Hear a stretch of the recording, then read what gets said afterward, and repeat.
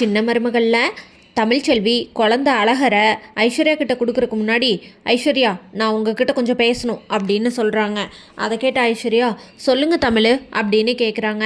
அதுக்கு தமிழ்ச்செல்வி, ஆமாம் அழகரை நீங்கள் வளர்க்கும் போதும் விளையாடும் போதும் அவங்கிட்ட நான் தான் உன் அம்மா அப்படின்னு சொல்லி வளர்த்துட்ருக்கீங்களா என்ன அப்படின்னு கேட்குறாங்க. இதை கேட்ட ஐஸ்வர்யா ஷாக்காகி எதுவும் பேசாமல் திருன்னு முழிச்சிட்ருக்காங்க. அப்போது தமிழ்ச்செல்வி, சொல்லுங்கள் ஐஸ்வர்யா, அப்படி சொல்லி தான் நீங்கள் வளர்த்துட்ருக்கீங்களா அப்படின்னு கேட்குறாங்க. அதை கேட்ட ஐஸ்வர்யா எதுவும் பேசாமல் அப்படி தான் அமைதியாக நின்றுட்டுருக்காங்க.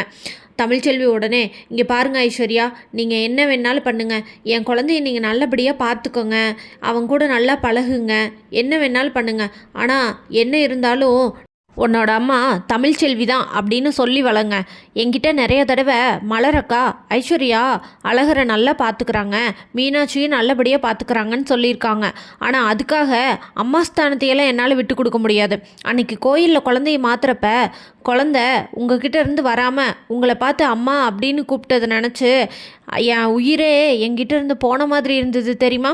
நீங்கள் என்ன வேணாலும் பண்ணுங்கள், ஆனால் இந்த ஸ்தானத்தை மட்டும் என்கிட்ட இருந்து எடுக்கணும்னு நினச்சிங்கன்னா இந்த தமிழ்ச்செல்வி நீங்கள் வேறு மாதிரி பார்ப்பீங்க அப்படின்னு சொல்கிறாங்க தமிழ்ச்செல்வி. ஐஸ்வர்யா எதுவும் பேசாமல் அமைதியாக நிற்கிறாங்க. மோகனாக்கு ஐஸ்வர்யா கிட்ட ஏன் இப்படி தமிழ்ச்செல்வி இப்படி பேசிட்டாளே அப்படின்னு ஒரே வருத்தமாக இருக்குது. மலரும் ஐயோ தமிழ் என்ன இப்படி மூஞ்சில் அடித்த மாதிரி பேசிட்டா அப்படின்னு ஒரு வருத்தத்தில் நிற்கிறாங்க. இங்கே பாருங்கள் ஐஸ்வர்யா, நீங்கள் என் குழந்தைய ஒரு முறை காப்பாற்றி கொடுத்துருக்கீங்க, அதுக்காக உங்கள் உயிரையே இழக்கிற அளவுக்கு போயிட்டு வந்திருக்கிறீங்க. அதுக்கு நான் என்றைக்குமே நன்றியோடு இருப்பேன். அதுக்காக என் குழந்தைய நீங்கள் அம்மா அப்படின்னு சொல்லி வளர்க்குறத நான் ஏற்றுக்க முடியாது. ஏதோ ஒரு சூழ்நிலையினால் சேதுங்கிறவரி என் வாழ்க்கையிலேருந்து என் மேலே நம்பிக்கை இல்லாமல் விலகி போயிட்டாரு. அதுக்காக என் புருஷனை விட்டு கொடுத்த மாதிரி என் குழந்தைகளை நான் விட்டு கொடுப்பேன் அப்படின்னு சொல்லி நீங்கள் என்றைக்குமே தப்பு கணக்கு போட்டுறாதீங்க. எப்பையும் ரெண்டாம் தாரமாக கல்யாணம் பண்ணிட்டு வரவங்க மொதல் தாரத்தோட குழந்தைகளை பாரமாக தான் நினைப்பாங்க. ஆனால் நீங்கள் அப்படி இல்லாமல் குழந்தைகளோட நல்ல சந்தோஷமாக பாசமாக பழகிறது எனக்கு சந்தோஷந்தான். ஆனால் அதுக்காக நீங்கள் அம்மா ஆகிட முடியாது ஐஸ்வர்யா அப்படின்னு சொல்கிறாங்க. இந்தாங்க குழந்தைய வாங்கிக்கோங்க, ஆனால் ஒன்று ஞாபகம் வச்சுக்கோங்க, இந்த குழந்தைக்கு இந்த உலகத்திலேயே நான் ஒருத்தி தான் அம்மா அப்படிங்கிற ஸ்தானத்தை நான் என்றைக்குமே விட்டு கொடுக்க மாட்டேன்.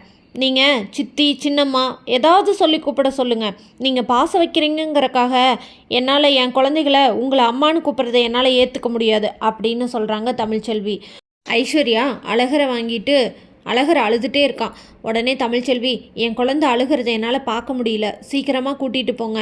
அழகரு, அம்மா நான் வந்துடுவேன்டா, 2 நாளில் அம்மா கிட்டே வந்துடுவேன் சரியா அப்படின்னு சொல்லிட்டு அனுப்பிச்சி விடுறாங்க. அப்போ அம்மாச்சி தமிழை பார்த்து, தமிழ் நீ சொன்னது 100க்கு 100 உண்மைடி, நீ சொன்ன மாதிரி தான் சொல்லியிருக்கணும். எந்த ஒரு தாயும் தான் குழந்தை வேற ஒருத்தி அம்மானு கூப்பிட்றதை ஏற்றுக்க மாட்டா, அதனால் நீ சொன்னது 100க்கு 100 உண்மைடி அப்படின்னு சொல்கிறாங்க அம்மாச்சி. இதை கேட்டு தமிழ் எதுவும் பேசாமல் அமைதியாகவே இருக்கிறாங்க. மோகனா வீட்டுக்கு வந்தோடனே, ஐஸ்வர்யா ஒரு நிமிஷம் நான் உங்ககிட்ட கொஞ்சம் பேசணும் அப்படின்னு சொல்கிறாங்க. சொல்லுங்கத்த அப்படின்னு சொல்கிறாங்க ஐஸ்வர்யா. அதுக்கு உடனே மோகனா, தமிழ் பேசினதை நீ ஒன்றும் மனசில் வச்சுக்காத, அவள் குழந்த உன்னை அம்மானு கூப்பிட்றதை ஏற்றுக்க முடியல, அதனால தான் அவள் அப்படி பேசிட்டா. எந்த தாயாக இருந்தாலும் அப்படி தான் பேசுவாங்க, அதனால் நீ ஒன்றும் வருத்தப்படாத சரியா ஐஸ்வர்யா அப்படின்னு சொல்கிறாங்க. அதுக்கு ஐஸ்வர்யா ஸ்போர்ட்டிவா, பரவாயில்லைங்கத்த, யாராக இருந்தாலும் அப்படி தான் சொல்லுவாங்க, நான் பாசம் காட்டுறேங்கிறக்காக நான் அந்த குழந்தைகளுக்கு தாயாகிட முடியுமா?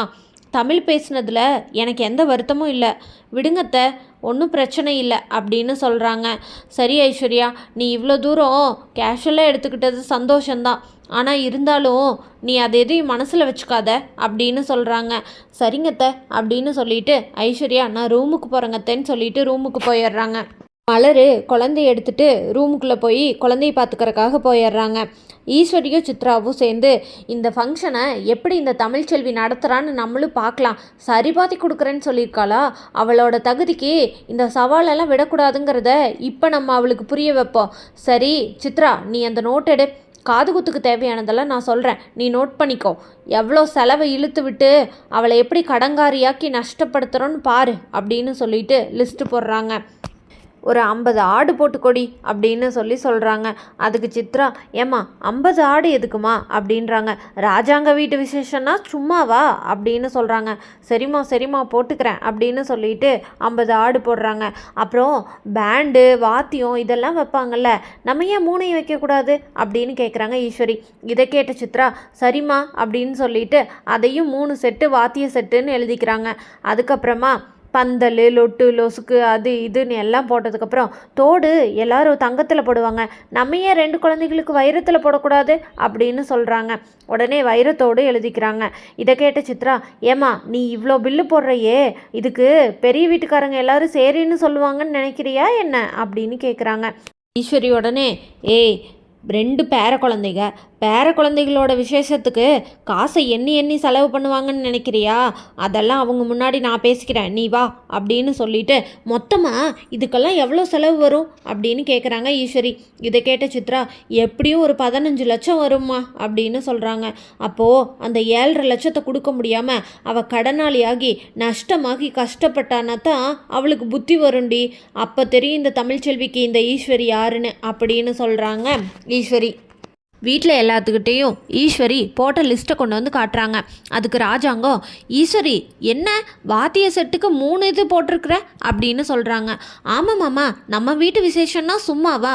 அதுவும் இல்லாமல் நீங்கள் முன்னாள் எம்எல்ஏவாக இருந்திருக்கிறீங்க, இப்போது நம்ம சேது வேறு எம்எல்ஏவாக இருக்கா. அப்படி அதெல்லாம் விட்டுட்டு நம்ம சும்மா ஒரு வாத்தியை வச்சா எப்படி இருக்கும்? நம்மக்கிட்ட இருக்க காசு பணத்தையெல்லாம் காட்டணும்ல அப்படின்னு சொல்கிறாங்க.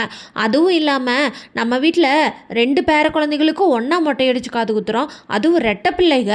அப்போ நம்ம வெகு விமர்சையாக தானே செய்யணும் அப்படின்னு சொல்கிறாங்க ஈஸ்வரி. இதை கேட்ட மோகனா, ஏங்க எனக்கு ஒன்று தோணுது அப்படின்னு சொல்கிறாங்க. சொல்லு மோகனா, உனக்கு தோணுன்னா சரியாக தான் இருக்கும் அப்படின்னு சொல்கிறாரு ராஜாங்கம். இதை கேட்ட மோகனா, இல்லைங்க செலவில் பாதி தமிழ்ச்செல்வி கொடுக்குறேன்னு சொல்லியிருக்கிறா. செலவு அதிகமாகும்போது தமிழ்ச்செல்வினால் கொடுக்க முடியலனா அது தேவையில்லாத சங்கடத்தை தானே கொண்டு வரும் அப்படின்னு சொல்கிறாங்க மோகனா. இதை கேட்ட ராஜாங்கம், ஆமாம் இல்லை அப்படின்னு சொல்கிறாரு. உடனே ஈஸ்வரி, இங்கே பாருங்க மாமா, நம்ம என்ன தமிழ்ச்செல்வியை சரிபாதி கொடுத்தாகணும்னு கட்டாயமாக படுத்துகிறோம். அவன் ஏதோ சரிபாதி கொடுக்குறேன்னு சொன்னான், அதுக்காக நம்ம விசேஷத்தை சும்மாவா பண்ண முடியும்?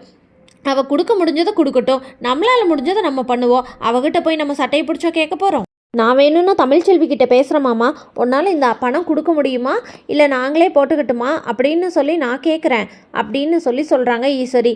இதை கேட்ட ராஜாங்கம், சரி ஈஸ்வரி, அதை நீ பார்த்துக்கோ அப்படின்னு சொல்லிட்டு, எதா இருந்தாலும் தமிழ்ச்செல்விக்கிட்ட முன்னதே நீ சொல்லிடணும் சரியா அப்படின்னு சொல்கிறாங்க. சரிங்க மாமா அப்படின்னு சொல்லிடுறாங்க ஈஸ்வரி. உடனே சித்ராக்கு ஒரே ரொம்ப சந்தோஷமாக போயிடுது. ஈஸ்வரி சேதுக்கிட்ட, சேது உனக்கு எல்லாம் ஓகே தானே அப்படின்றாங்க. எனக்கு எல்லாம் ஓகே தாங்க சின்னம்மா அப்படின்னு சொல்கிறாங்க.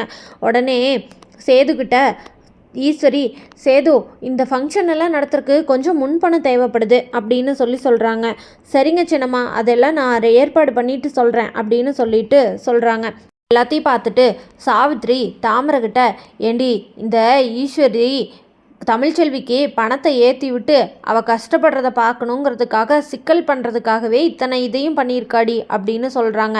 அதுக்கு தாமரை, அம்மா அது மட்டும் இல்லைம்மா, அவங்க அது மட்டுமா நினச்சி பண்ணியிருக்காங்க, இதில் சேது கொடுக்குற பணத்தை வச்சு அத்தை செட்டில் ஆயிடலான்னு ஒரு முடிவுக்கு வந்துருச்சு போல், அதனால தான் 15 லட்ச ரூபா வரைக்கும் பில்லை தீட்டி வச்சுருக்குது, நடுவில் எத்தனை காசு சுருட்ட போகுதோ தெரியலம்மா அப்படின்னு சொல்கிறாங்க தாமரை. ஆமாண்டி அதுவும் கரெக்டு தான், சரி நம்ம என்ன பண்ணலான்னு பார்க்கலாம் வா அப்படின்னு சொல்லிட்டு 2 பேரும் பிளான் பண்ணுறக்கு போகிறாங்க. அடுத்து தமிழ்ச்செல்வி வீட்டில் செல்லப்பாண்டி, தமிழ் நான் உங்ககிட்ட கொஞ்சம் பேசணும்மா, காது குத்து வைக்கிற ஃபங்க்ஷனை பற்றி பேசணும் அப்படின்னு சொல்கிறாங்க. சொல்லுங்கப்பா அப்படின்னு சொல்கிறாங்க. நம்ம சரிபாதி கொடுக்குறோன்னு சொல்லியிருக்கோம், எப்படிம்மா அந்த சரிபாதியை கொடுக்க முடியும் அப்படின்னு கேட்குறாரு. அப்போது அழகருக்கு காது குத்தும்போது மீனாட்சிக்கும் சேர்த்து குத்தணும்னு நீங்கள் தானே சொன்னீங்க, அப்போ நம்ம இதுக்கெல்லாம் ஒத்துக்கிட்டு தான் ஆகணும் அப்படின்னு சொல்கிறாங்க தமிழ்ச்செல்வி.